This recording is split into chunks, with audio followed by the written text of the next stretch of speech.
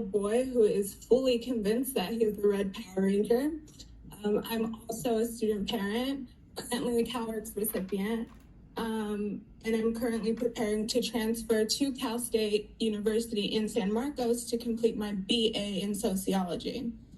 In addition to that, I'm a proud SPARC leader. SPARC stands for Student Parents Who Are Reimagining CalWORKs. SPARC is a movement where we as parents and community college students are researching ways to improve both the community college and public assistance systems. I'm here today to share with you my experience with having my son's child support intercepted by the state and how that has impacted my family. When I applied for CalWORKs, having an open child support case was non-negotiable if I were to receive any assistance from the state. I was told by my county worker, reopen it or we will pursue it on your behalf. I would not be able to receive any help unless there was an open child support order. When I asked why, the county worker replied, we will help you, but someone needs to pay us back.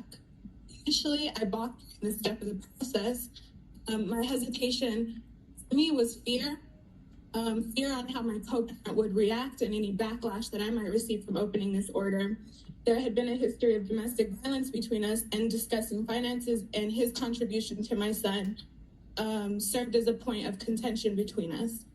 Prior to me considering public assistance, we had come to an agreement together on how he would contribute financially. Everything was copacetic until the order was pursued by the state. Needless to say, this caused more harm to me, my son, than it did help my situation. The initial impact from this of my co-parent's reaction escalated tensions and jeopardized our immediate safety.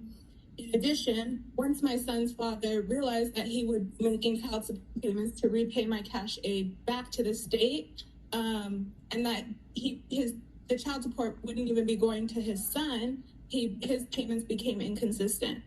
So, as was said before by Mike Harold, when the payments were more consistent to me and to my child when he knew that my son was getting the money and it was going directly to him.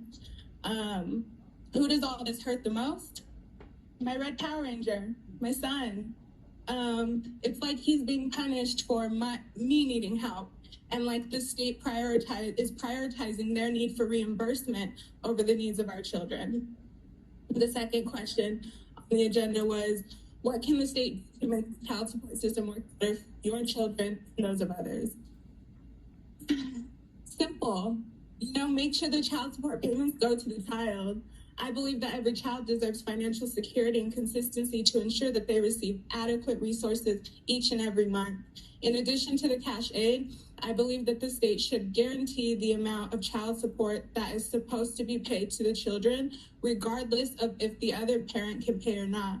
80% of children are receiving no child support payments. That means 80% of our children are not receiving the adequate resources they need every single month.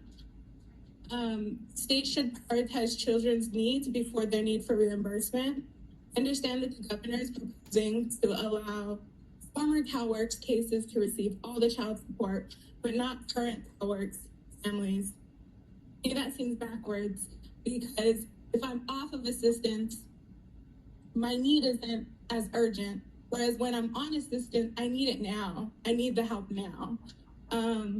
So what I'm asking is that the governor please expand the proposal to extend that all child support payments be passed to not only former CalWORKs families, but current families.